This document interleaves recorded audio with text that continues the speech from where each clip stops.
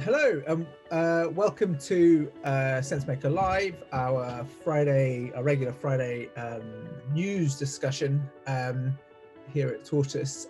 Thanks to Santander, our partners, who help us put on Sensemaker Live.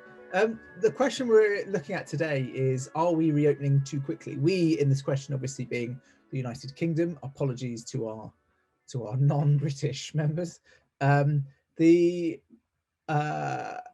We've got a few different perspectives that we're hoping to hear from today. I would also stress, by the way, that you shouldn't take the question too literally. I guess the real question here is sort of where are we and where are we going? But that's quite a hard sell for people to come along to. To help us get through this, we've got Hannah Essex, who is the co-executive director of the British Chambers of Commerce, one of the voices for business across the UK.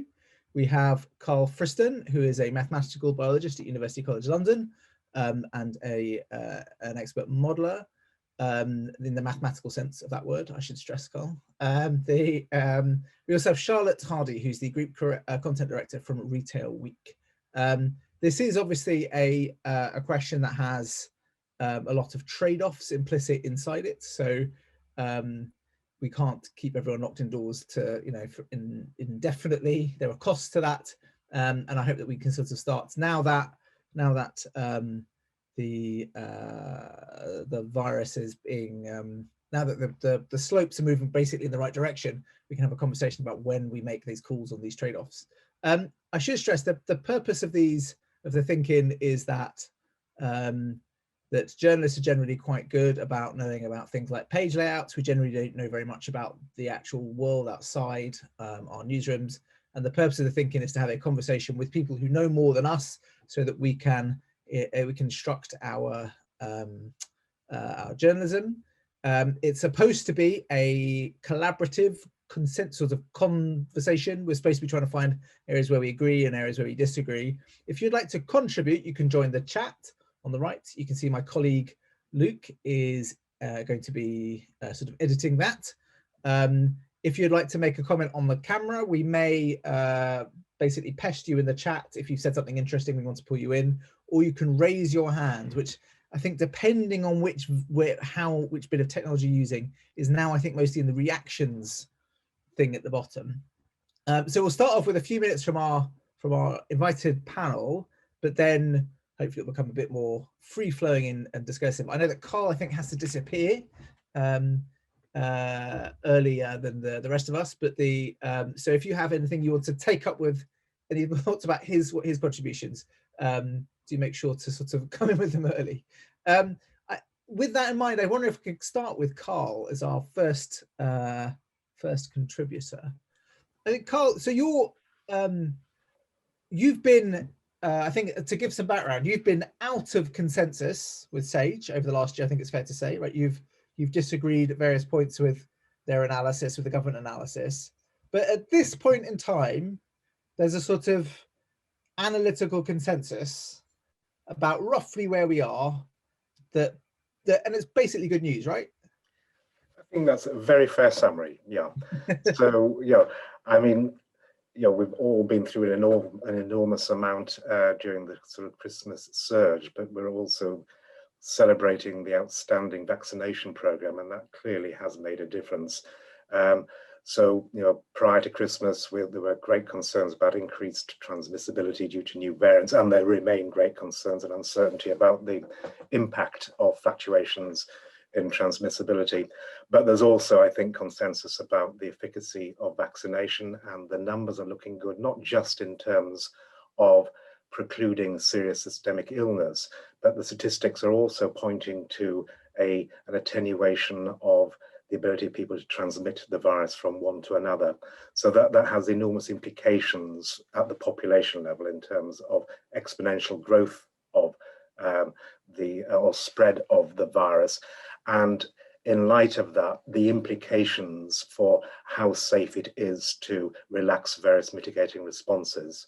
So if you just indulge me, the way that I think about this, I think is useful. That there are three kinds of mitigating responses, different levers that we can all pull. And when we talk about unlocking, that's only one kind of approach. So just from a technical point of view, if you want to control the rate of spread or the incidence of the virus, then that depends upon three things. It depends upon contact rates. It depends upon transmission risk, the probability that if I meet you and I'm infected, how likely are you to be infected? And the mean time or period I'm infectious. I think that nicely divides into three kinds of targets. So you've got the sort of the contact rate, which is unlocking, which I think will be primarily the target at a national level of the government's roadmap. But then you've got the transmission risk, and this entails not just viral transmissibility, but personal behaviors like social distancing, mask wearing, socializing outdoors. That's a very different kind of mitigation. There's sort of socio-behavioral responses. And then finally, the mean amount of time I can infect other people would be dramatically shortened if you could isolate those people who are infectious. So I think, I always think about questions about unlocking as targeting one of three important levers, but they all act hand in hand. So the consensus about unlocking, I think, is that it is time to unlock and relax restrictions on contact rates. And if that's done gracefully and in a sort of context sensitive and locally sensitive way, sensitive to the prevalence of infection, we could be back to sort of levels of activity that we saw last summer within a few weeks or months. Right, and on the third of those, the third leg of your tripod, the reducing the time of the sort of circulation time, if you like, of a person with infection who's infectious. So that's test and trace, right? You sort of, is that right? Yes, this is the point of contention that I think you were referring to before between people like the Independent Sage and the government, possibly not between Sage and the Independent Sage, but certainly the sort of how this advice has been realised. It is test and trace, but you've missed the most important word, which is the isolation. This only works if you isolate. Doing lots of testing, doing lots of tracing is absolutely useless unless you actually follow through with supported isolation. So that's one big area of policy or strategy, which is, I think, speaks more to local action than national unlocking. That remains a big thing that the government could certainly get better and may become much more important as a device, as we get to lower levels of prevalence, where backward contact tracing becomes more feasible from a logistic point of view. Okay, and can I ask about just one final thing before we let you go from this bit? The winter, I guess, is the thing that sort of, I think there's strong consensus among anyone making a model. It's really hard to make those downward lines we've got at the moment look bad. But and we also know what happened last summer when we had zero vaccination, when we had a pretty easy time. But what are your thoughts about what are the things you're looking for about the autumn and the winter, when I guess the things that can change by then are obviously the weather, so we'll spend more time indoors. There'll be, I guess, this mythical behavioral fatigue thing that everyone keeps worrying about might actually have happened by then, and people might have stopped social distancing. And the other thing is there might have been variant escape, so then we might have a new version of the virus that's either better at evading our immune systems and the vaccines. Where are you thinking in terms of the autumn? Yeah, no, that's a very astute question. So, that middle thing that we sort of counter with social distancing and personal measures, mask wearing and the like, targets the transmission risk. But there's another really important aspect of transmission risk, which is the transmissibility of the virus. So that transmissibility depends not just upon the viral characteristics, but the context in which we're transmitting it. So if we're outside, we're in a dry atmosphere, in a very well ventilated situation, we can reduce that transmission risk. So that speaks to this, what you're hinting at, which is this seasonal fluctuation, the seasonality of viral transmission. And that has an enormous impact on forecasts or scenario modeling about what might happen after the summer is over. So at one point of contention between the kind of modelling which we do and the kind of modelling that underwrites advice to the government, it certainly speaks to the degree of seasonality that you put in play, and it may be much greater than some of the more pessimistic worst case scenario modelling has suggested. The key thing, I think, from the point of view of these discussions is that you can predict the seasonality. So you can bake that into the models, and they all are baked into to a greater or lesser extent, which is why people are more worried about what's going to happen in the late summer, early autumn, and then much more seriously next winter. On the other hand, you can't predict what you also mentioned, which is immune escape and fluctuations in the transmissibility of the virus due to viral mutation. That's very difficult to predict. I can talk about constraints on it, but that's where the uncertainty lies. It's not in the seasonality; it's in the viral mutations, and of course our compliance with being virus aware, and keeping that in play during the unlocking. Okay, thanks ever so much, Karl. I wonder if we could come to Hannah next. So Hannah, your organisation represents a full gamut of British business, the Chambers of Commerce. Can I ask what we should be worried about, what we're missing, and sort of looking forward? I mean, you've just heard Karl. I think there's a sort of reasonable consensus, or a broad consensus, I should say, that the next few months are probably going to be okay. We kind of know what they look like now. It's the autumn, I think, is the, forgive me if I'm wrong, Karl. The autumn, I think, is the big where the uncertainty massively escalates. How is business thinking about this? Well, I think it goes without saying, but I'll say it anyway, is that this pandemic has been the biggest economic shock of a generation. And when we see this in our data, we do quarterly economic survey. We've been running it for 30 years and we've never seen such a shock like this, even after the crash in 2008. So, on every level, businesses have been severely impacted by this. In terms of cash flow, the amount of debt they're taking on, and just the restrictions that have been in place. And let's not forget that there's some regional variations in that. Businesses in Scotland, Leicester, places like that have had even more severe restrictions than others who've had a kind of smaller stop-start approach. But what we're seeing now, and particularly this week in England, Wales, and hopefully in Scotland, is a cautious optimism. People feeling a bit more confident, businesses opening up their doors again, back. It will take a while for that to take an effect. Not all businesses can reopen, even if they're within that sector, and all hospitality businesses have outside space.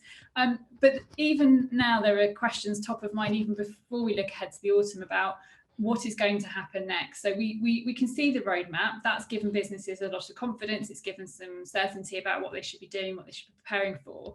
But questions like, how long will social distancing be in place for? How long will I need to make sure people order from the table rather than at the bar, and all the other restrictions that have been placed on businesses? They all impact on capacity, they all impact on the ability to trade, they all impact on revenue. And these are questions that are still unanswered, and there are various task force and Cabinet Office and having a look at this. The question around vaccine passports is also a live one as well. But what we're also missing, and what we've been calling for the last few months, is a safety net, a security net, so that if the worst does happen in the autumn, if we get a variant where the vaccine isn't effective, or we need to wait and have a lockdown while we revaccinate the most vulnerable people, what support will be put in place for businesses at that point? Because we've had the furlough scheme, we've had the loan schemes, we've had grant schemes, but it's all been a bit ad hoc and a bit, we'll extend it now and we'll introduce it now and we'll do this, but now we're going to do that. And what we really need is that knowledge that the government will step in and will support those businesses. And the consequence of not having that is, I think, a much more cautious approach to the summer. So businesses are not going to start making big investments. They're not necessarily going to start creating loads of new jobs, because they just can't see the future and they don't have the security of knowing what will happen if we get another spike.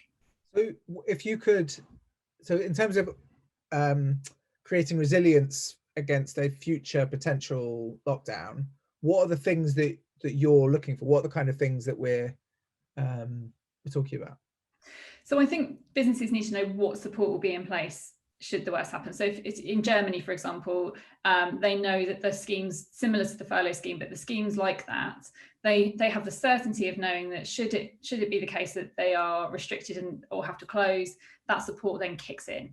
And we don't have that. It's always been a wait and see approach for businesses here. So something changes, localized restrictions, another lockdown, and you have to then wait to find out what that means in terms of business support.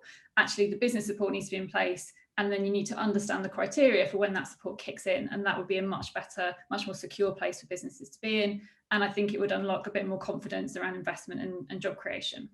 Okay, so I think Charlotte Hardie is going to talk in a moment about retail in particular. But what are Hannah, from your perspective, are there any sectors that you think we should be talking about more that we're not talking about? I think a lot of the attention goes on retail and hospitality, obviously, because they have been most severely impacted. But what we've seen over the course of the last 12 months is that has then impacted on their supply chain. So we started to see around the third, fourth quarter of 2020, people like marketing firms, those that kind of supply and support those hospitality and those leisure and those tourism firms, actually them losing business, having a knock-on effect on their income and their revenue. So there's the hidden supply chain behind a lot of these businesses have also been impacted, and it will take a while for that those businesses to restart. But then there are those sectors which are core infrastructure to the rest of the business community and to society. So travel, aviation, airports. And if we lose regional airports and we lose that connectivity throughout the UK, but also into other parts of Europe and the rest of the world, that will have a knock-on effect on the businesses in those regions and those areas and their ability to trade. The fewer flights that are going around the world, the less freight you can move around the world. So there's a kind of infrastructure challenge there, and also childcare. The childcare sector has been really hit hard by the pandemic. Childcare is economic infrastructure. Without it, lots of people can't go to work.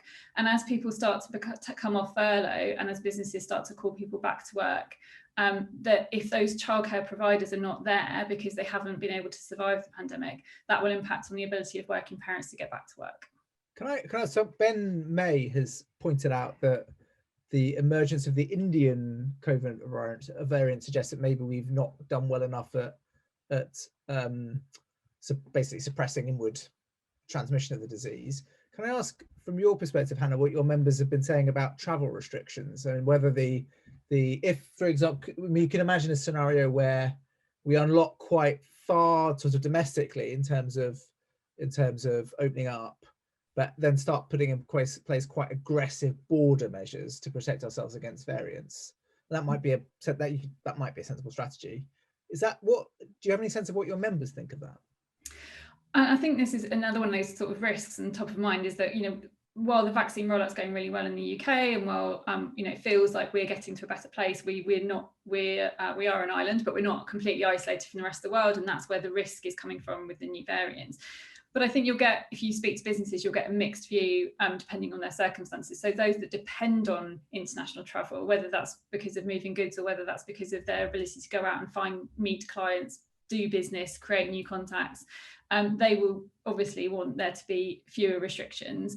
And those who are more domestic based and want to be able to stay open more and avoid those kind of variants and the restrictions that may come with them, will say, keep the borders more strictly closed. But I think there's a middle ground. I think the more you do around testing, the more we do about vaccines, and at some point supporting more countries to get the hold of the vaccine in the way that we have, then you can kind of hopefully find a balance to that. But international travel is integral. It's to the way that our economy functions. We can't get back to the way we were, or we do even better if we don't have the ability to move around the world. Right. Thank you ever so much, Hannah. Charlotte, can we bring you in? So your organisation speaks for and to retail in particular, and the retail, I guess, what don't we know? What don't we know about what's happened to retail? I think we all know it's been clobbered, but what have you seen in terms of the reopening we've already had, and what have we missed about what's already happened? Yeah, it's a good question. I mean, there's been so much in the headlines about, brands that have gone under, the huge numbers of job losses, and actually, the sheer scale of the turbulence that the sector has faced over the last 12 months or so. And it was already in a tricky situation, retail, because of the pace of change with digital transformation and so on. I think my observation I'd like to think is slightly more optimistic. Yes, of course, the job losses have been devastating for many hundreds of thousands of people, but I think actually it's held up better than many people would have thought as a sector. I think it's actually been a period of huge innovation in the sector, huge change, lots of partnerships going on, lots of investment where that's possible, and I think in the long term we will come out with a vastly improved sector, but that doesn't mitigate really for the changes that are happening, the challenges that the retailers are facing right here, right now. Retail has been resilient, but only to a point. It can only be resilient to a point. I mean, I think my concern really now is further job losses, some of which would have happened anyway, right, because of automation in the sector and the flight to online and so on. But further job losses from a retail perspective, and untold suffering to the people that work in the sector and have nowhere else to go. There's 3.1 million people employed in retail. And also mental health of not just people working in retail and so on, because that's a fairly sort of small number of people compared to the whole population. But the mental health of the population as a whole. We've got to balance the reopening of retail with what's going on outside of those impacted by the disease itself. It really is a huge concern. There's been a bit of chat I've seen around isolation. The longer we keep people locked in, the longer there is a risk to people's mental health. So actually, I think everyone was ready for the reopening of stores this week. Certainly, there was a huge influx to the high street. It's expected that 50 million people will hit the high streets this year. Well, high streets, shopping centres, and so on. And as much as £4.54 billion will be spent. So there's certainly appetite for it. People need it. Retail is the fabric of our society. So my observations broadly would be, yes, the headlines have been really troubling for retail over 12 months, but there is optimism to be found, and I think it is the right time to reopen, not just for the retail sector, but for consumers, really. And yes, brands have gone under, but I think there's a bit of a case of retail Darwinism. We've seen Debenhams, Oasis, Warehouse, they were going to go under anyway, sadly. But those brands that have been invested in, those brands with a strong sense of purpose, those brands that are really well run, have survived and in many cases actually thrived. But yeah, who knows what will happen from autumn onwards, but the summer at least I hope is a bit more optimistic for the sector. Can I ask this? I'm going to put you on the spot by asking you something I haven't primed you for. Oh, wonderful. Yeah, can I ask about debt and the sector? Yeah. So, one of the things I'm sort of curious about is the extent to which business is going to be carrying a big hangover of new cost base, basically, from having tried to survive this year. Do you have any insight on that? Yeah, debt's interesting. I mean, there are many brands that have taken on a huge amount of debt. And what's sad actually about the timing of COVID for many of these brands is, one example would be New Look. That was a brand that was on its knees. It's undergoing a really, really great transformation program and was getting back on track. Hit by COVID. Now, fortunately, it's refinanced and will hang on in there.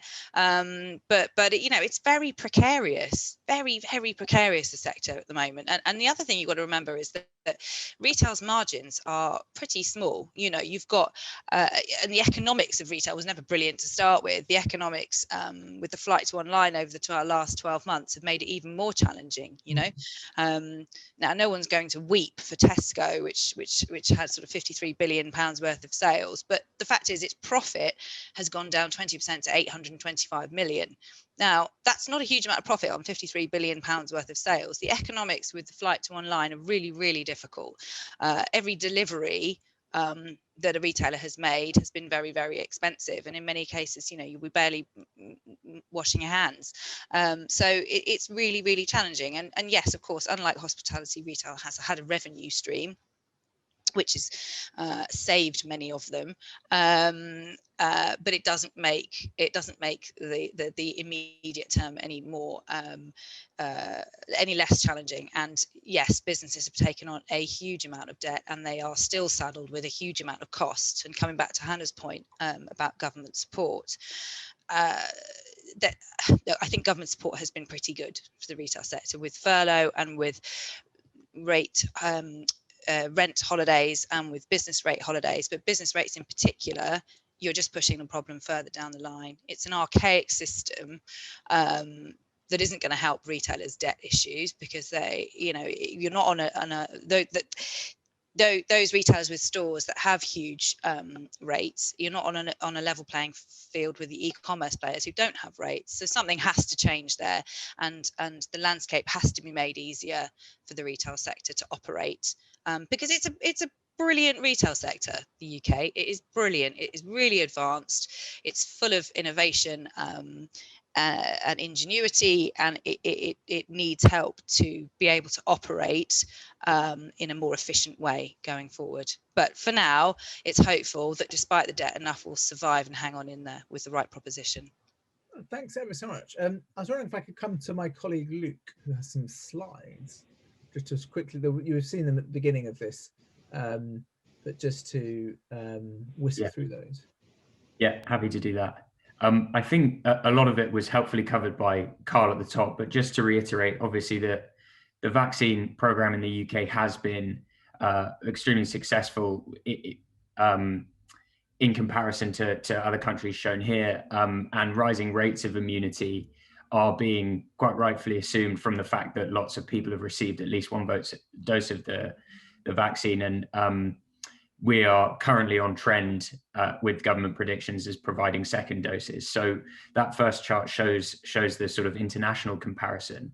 But moving to the second one,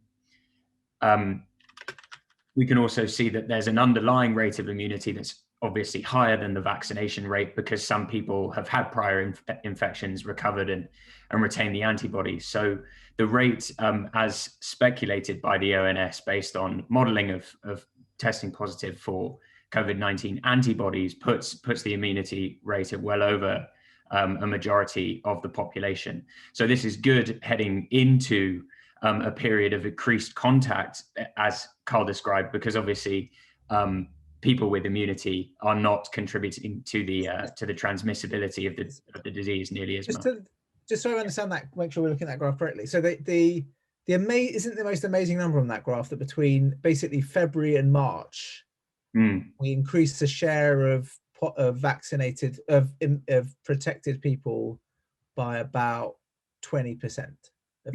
Slightly more than that, yes. Yeah, it's an extreme amount, and that again testimony to the success of the vaccine scheme. I should stress that these numbers are not actual; they're modelled based on sampling done by the NHS, by the ONS. So it's an extrapolation from tested populations sampled around the UK. So it's a robust methodology, but it's not actual rates of testing positive for COVID antibodies. Okay, cool. Sorry. No problem. So to the question specifically of whether we're opening too soon, there is still a bit of divergence of opinion as to what the actual rate of immunity within the population is, and similarly to what the long-term impact of opening up now could be. So regular reporting by the Imperial College COVID-19 response team, as reviewed and discussed by Sage, has put out some, well, you can see them here in the dark green. They've put out some figures about ambient population immunity, and also the potential for a significant number of deaths running into the summer of next year as a result of reopening now.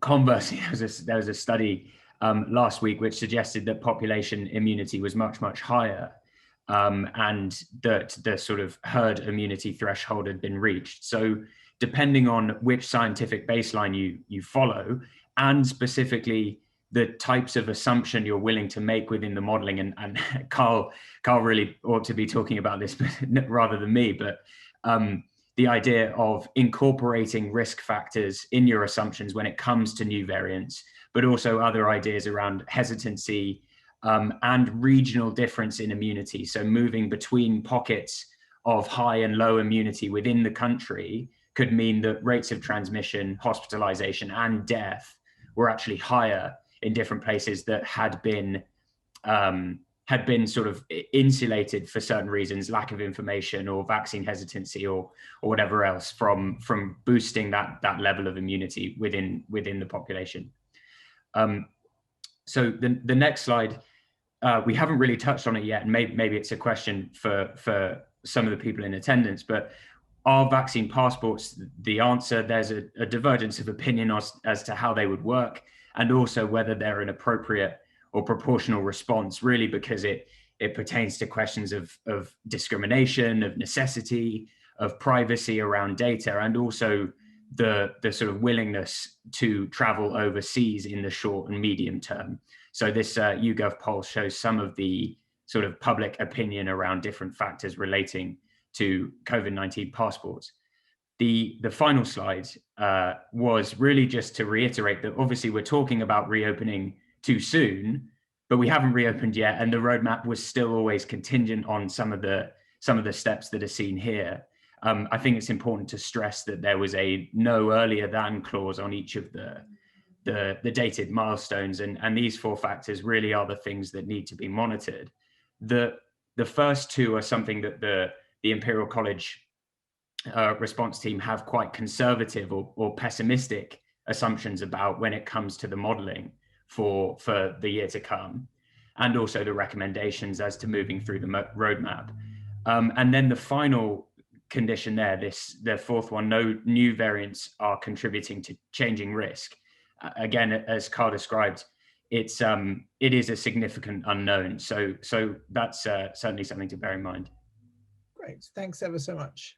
I wonder, Hannah, can I come back to you? Just I should apologise, by the way.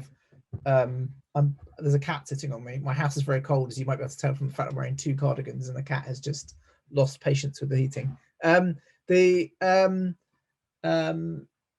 do you make, Hannah, of vaccine passports? It's a very live debate amongst the business community. I mean, people are not banging down our door saying, please, can you ask the government to introduce them as quickly as possible? Because I think as soon as you start thinking about the practical implications of having a vaccine passport, then it becomes quite complicated quite quickly. So for international travel, there's a precedent there. You know, there are certain countries where you have to demonstrate that you have vaccines against certain diseases in order to travel. And I think people know that they have to get the jabs before they go to, you know, India or wherever.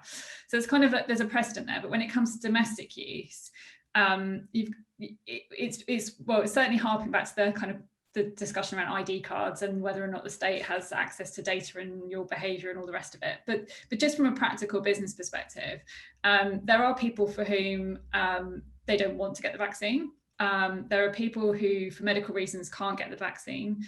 There's some ambiguity around pregnant women and whether or not they should or shouldn't get the vaccine. They're advised to speak to their GPs about it. And there are some people who get the vaccine, but actually, unfortunately, because of their other health conditions, it's not very effective. So you then think about, well, okay, I'm running a business and I'm going to insist that all of my staff have had a vaccine in order to come to work. Well, what happens with that pregnant person or the person who, for medical reasons, has been told that they can't have the vaccine? Are you allowed to fire them? Would you want to fire them if they're, a good and loyal and enthusiastic member of your staff? And these are real, they're not just, there are legal challenges there, but I think there are also ethical challenges and challenges around the kind of, society that we are.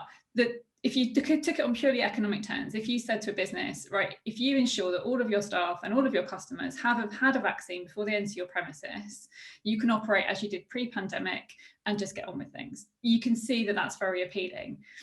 And because the alternative is you maintain restrictions, you maintain social distancing, you reduce your capacity, you reduce your revenue. But then if the cost of having the vaccine passport in place is that you discriminate against people, that you exclude people, that you have to, change your team and so on, that's a very difficult challenge for business. So I don't have the answers, and I don't, you know, I think you need an expert on ethics, you need a philosopher, you need an epidemiologist, you need various other people to have that, to make those decisions. But just practically from a business perspective, the more you think about how it would work, the more tricky it gets, I think. So, Karl, I wonder if I could, we still have you. Karl, on the purpose of the vaccine passport is quite helpful to sort of the core problem we're trying to fix. So I think, so Hannah was talking there about the people who can't develop protection for whatever reason, or I mean, I guess one of the things that I was sort of, if you couldn't, is part of the point of the passports that we can build events that are kind of safe enough for people who don't have protection to go to, or should we see it as like an elimination strategy to make sure there is no prospect of anyone having, if you like, we'll have 0 COVID football matches. The conceptual starting place seems to be quite important here, especially when you think through some of the ethical issues that Hannah's talking about. Yeah, it's a very delicate issue. So in conversations that I've been privy to, I think there are 3 starting points, and possibly 4, and I think you just have to acknowledge that. So if you are a doctor and you ask yourself, should I be vaccinated to minimize the possibility of me infecting my patients? I think that's a very different kind of question than, do I need a vaccine passport to go on holiday to Spain with my family? And that's a very different question from, if I want to have a rock concert, would it be nice to reassure all the people buying tickets that everybody else who has bought a ticket has also provided some certification that they're unlikely to be infectious. So I think that there are no answers, and if they are, as Hannah has said, you need an ethicist and a lawyer and an epidemiologist, but I think you'd need all of that team for each of these particular instances and motivations for certification. So certainly as a doctor, it is not remarkable that one would be expected to provide evidence that you have not had a hepatitis B, for example, before doing surgery. So I think that from the point of view of public health, there are certain imperatives and precedents that are established. On the other hand, in terms of travel or making places safe for leisure and retail, I think the imperatives and the precedents are much more dubious. And I should say, is it really going to matter in 6 or 8 months' time when we've already attained herd immunity? These are, from an epidemiological point of view, the way to, the purpose of vaccination is to establish herd immunity, or a population where the virus, you break all chains of transmission. When you attain that, there should be no need for vaccine passports from a purely public health, infectious disease control point of view. So another question you have to put into the mix: how long are we going to have this COVID certification in play? I'm asking that question because I was struck by Hannah's first observation that the confidence about what's going to happen after summer has implications now in terms of investment. So these, I think, questions of how things are going to unfold and what things are going to be like in 6 months or 12 months are possibly more pertinent than, should we go for vaccination with football matches today or tomorrow or next week? Right. And we should also stress, actually, I think all of the proposals for vaccination certification include some provision for people who to take a test to show that they're not infectious at that moment. So hopefully, I think that will boil off a lot of the ethical questions and make it a more practical question, one that we can argue about without appearing to be indifferent about people dying. Charlotte, I wonder if I could come to you. Andrew Goodwood, I think, actually was asking about retailers' duty of care, particularly about customers on site. mean, what are the conversations happening in the the sector at the moment? Yeah, it's been incredibly difficult for retailers over the last 12 months, and I think they have gone to great lengths, actually, that perhaps some people don't see, to protect staff and customers, not just in the stores but in warehouses as well. If you remember last year, Next actually shut down its online operations, as did Shoe, I believe, in order to protect people in its warehouses too, until they got everything on track. It's very difficult. They have invested heavily in obviously extra staff to cope with people isolating, extra security staff to cope with some of the abuse levelled at staff, which is a point I'd like to talk about in a minute, actually, when it comes to COVID passports. Perspex screens, and also technology, smart detectors for the number of people in stores. Morrison's only this week has invested in technology that means that their customers don't have to move around the store in their cafe to go and pay, for instance. So there's lots of incremental things going on, and retailers really do recognise that actually to keep customers loyal, apart from anything else, they need to protect them as much as their staff. But on the COVID passport point, I mean, incredibly difficult conversation, but I think what worries me is how can we expect retailers to police a passport system when they have enough challenges as it is getting people to wear masks, that are going into the stores. We cannot expect them to deal with a level of anger with people that may or may not have a COVID passport and they're not going to be allowed into their store. I just don't think that's the responsibility of a retail business right now. But I do understand the complexity of the COVID passport debate. But don't assume, I think, to any sort of critics out there of the retail sector that they are blindly opening up in a bid to just get the footfall and get the sales going. They are going out of their way to abide by all the regulations and protect as many people as possible. And also, I don't think, to my knowledge, that there's a huge number of cases. I mean, Karl, you may tell me that I'm talking nonsense, but I don't think there's a huge amount of scientific evidence to say that COVID is transmitted hugely within a retail environment.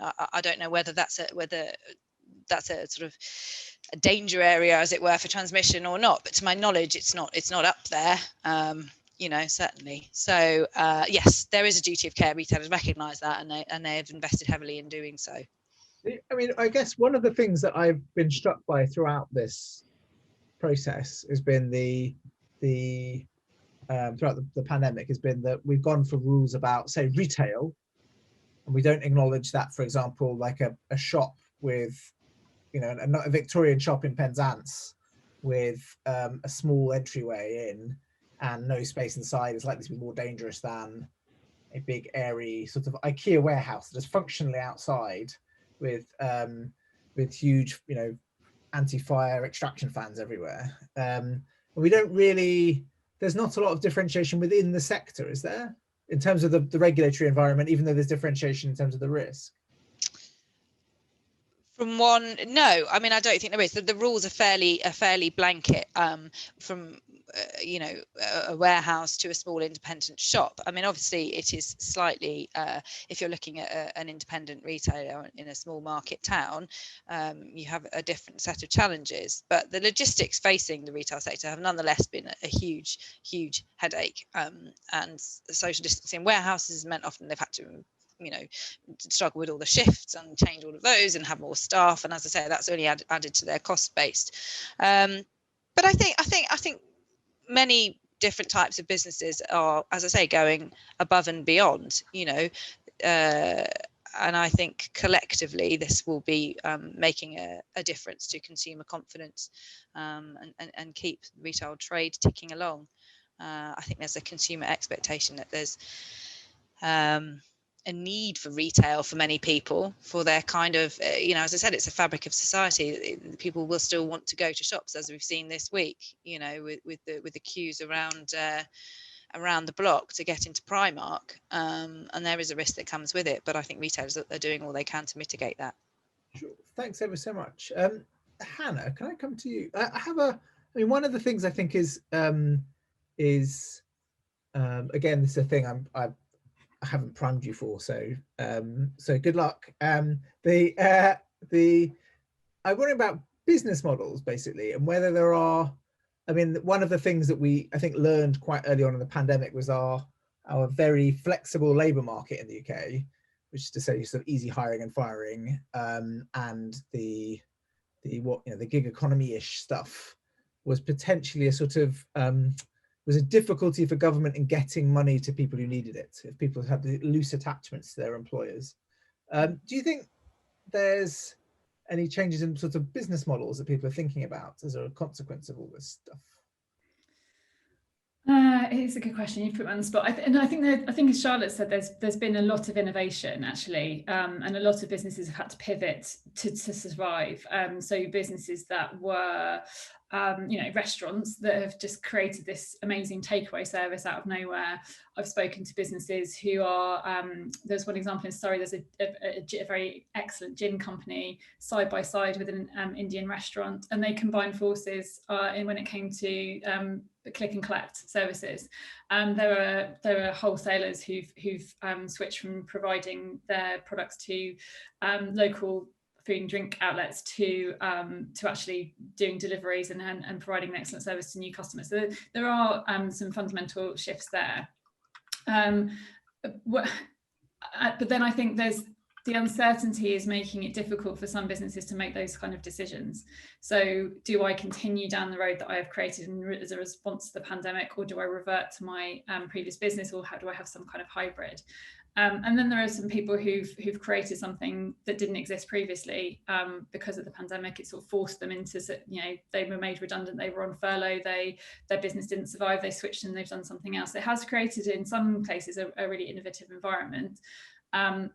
I think online and in person, there's some really interesting conversations to be had there. I think Charlotte's right that people like the experience of going out and being with other people, and when it comes to retail, but they like the convenience of online as well. So I don't have an answer to your question. What I do, it's definitely the case that people are very seriously considering this. What they don't have is the confidence to make big investments. So even though the government has put in place the super deduction and other sort of measures around investment incentives, with the level of debt that businesses are carrying and with the lack of confidence about what the future holds, they are not minded to be making big investments right now. It is still a risk, and that is a big challenge.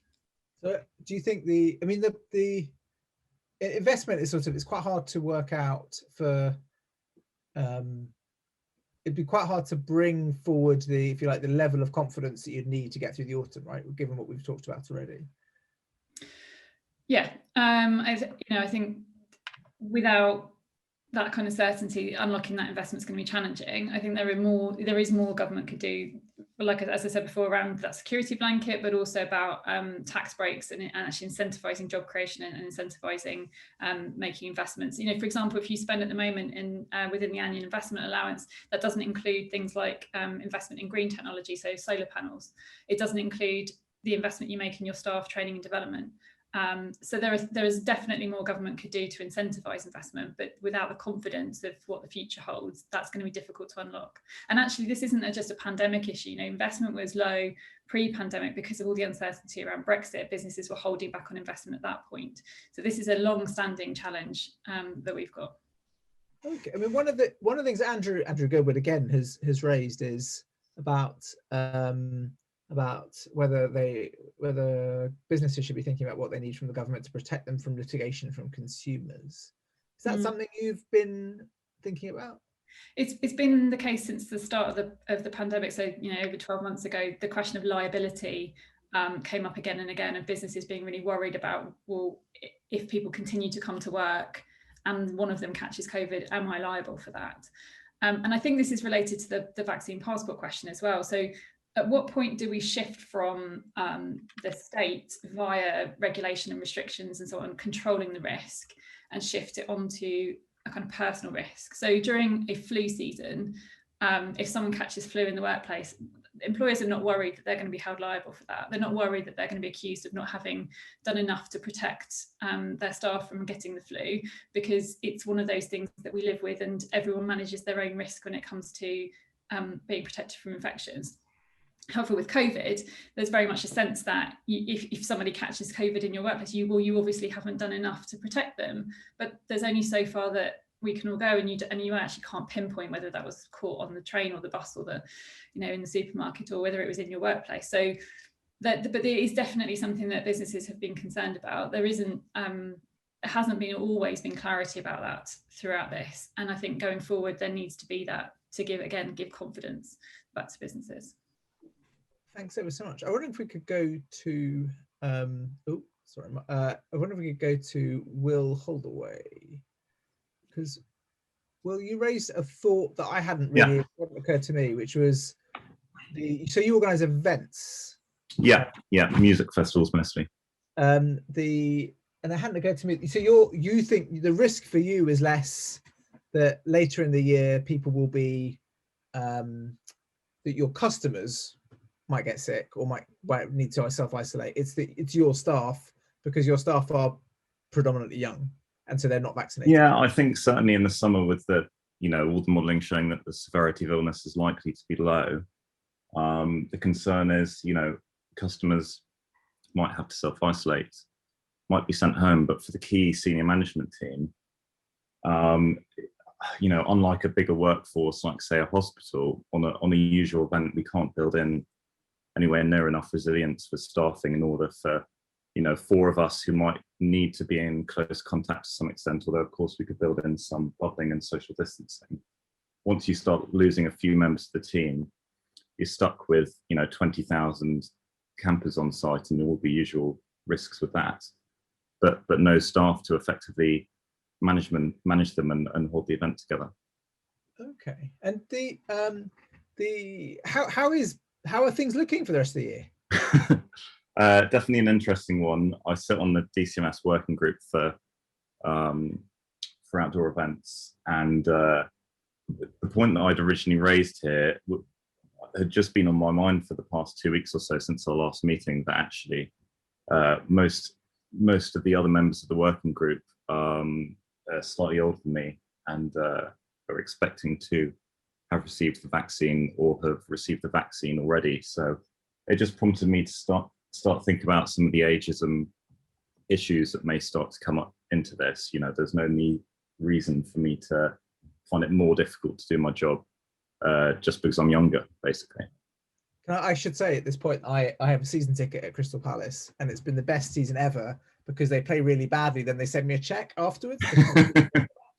So this is how it should always work. I wonder if we could go to Andrew Goodwood, because Andrew also raises a point I'd like to come back, which I was wondering if Karl is able to hang on, that I thought would be interesting to put to Karl, which is, you sort of think that we should think about some of these issues as like some of our investment in test and trace as sort of biosecurity infrastructure.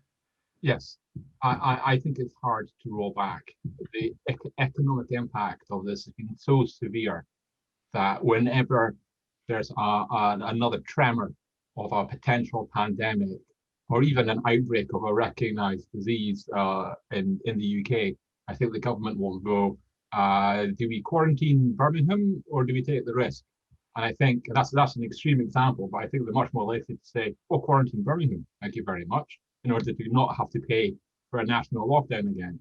And therefore, I argue it makes sense that we should be building that into our infrastructure now. We should have a system in place so businesses in Birmingham know what that means, that there's a test and trace infrastructure in place so we can more cost effectively monitor the situation. And therefore, even if we think there will be herd immunity and for COVID-19 in the immediate future, we should still be investing in the infrastructure required to cope with the next crisis, whatever it is, because it seems likely we will get there. Right. Thanks ever so much, Andrew. Karl, we're coming. I'm watching the clock anxiously. Do you think is that a sort of reasonable way of thinking about this as a problem? I mean, I guess Andrew's muted now, so he can't respond to me. But I guess the reply would be something like, "Well, hang on a minute. Like, you can't prepare for Spanish flu every year, right? We kind of what's the right level of readiness that we need to retain? And obviously it's a tough question for this autumn, but it's an even tougher question for 5 years' time. Yep. Well, I think Andrew's suggestion is spot on, and certainly would be almost exactly what most people I know have been recommending. So I think he's saying, we need to have the infrastructure in place to cope. And this kind of infrastructure with local action, local responses, local containment, we know that it works. We have proof of existence proof and proof of principle in places like Australia. And it all rests upon local action that is very separate from the national strategy. So we can proceed with abandon in terms of unlocking at a national level, but provided that is complemented by local action, local responses, surge testing, supported isolation, possibly sort of mitigating changes to retail or socializing in particular venues. If there's that infrastructure with the personnel, and these are usually public health or infectious disease teams that are in place, then that's the way to underwrite, exactly as Andrew said, underwrite and preclude the possibility of a further lockdown. And if you can do that, of course, what you're also saying is we can be certain there will be no further lockdown in autumn or winter. I just want to sort of, I know time is running out, but it seems to me that the uncertainty seems absolutely crucial. From the point of view of what the government could supply you with, is a distinction between forecasts and predictions of the future that quantify the uncertainty, and the worst case scenario modeling, which is what we see in the papers and motivates the application of the precautionary principle. I think it's really important to distinguish between these two kinds of modeling and forecasts. So all the SBIM forecasts are worst case scenario modeling. They are highly unlikely to happen. When you actually work out what's most likely to happen, it's extremely difficult to actually engender or create a situation where there's going to be a wave in the future. So if that kind of most likely outcome could be endorsed at a governmental level and offered as a more accurate picture of what is likely to happen, I'm sure that that would do a lot for sort of market confidence, and particularly in investment. And simple little things like Luke has shown us that 54% of the people already have antibodies. So we know already we're in a very comfortable position, that 70% is easily reached when you realize that you can lose antibodies but still be immune through T cells. So it's got to be more than 54%.